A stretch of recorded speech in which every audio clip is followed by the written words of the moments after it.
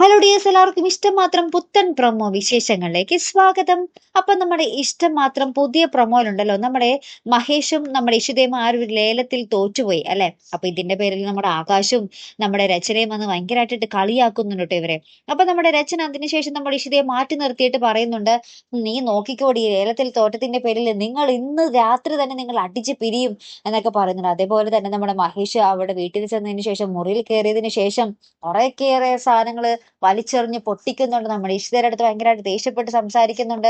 പെട്ടെന്ന് നമ്മുടെ ചിപ്പിമോൾ വരുമ്പോൾ ഇവര് ഭയങ്കര I love you, I love you അങ്ങോട്ടും ഇങ്ങോട്ടും ഒക്കെ പറഞ്ഞത് ഭയങ്കര സ്നേഹം പോലെ അഭിനയിക്കുന്നുണ്ട് കേട്ടോ. നമ്മുടെ ചിപ്പിമോളുടെ മുന്നിൽ ഇവർ ഭയങ്കര എന്താ പറയാ, ഭയങ്കര പ്രണയമായിട്ട് അഭിനയിക്കുന്നുണ്ട് താൻ.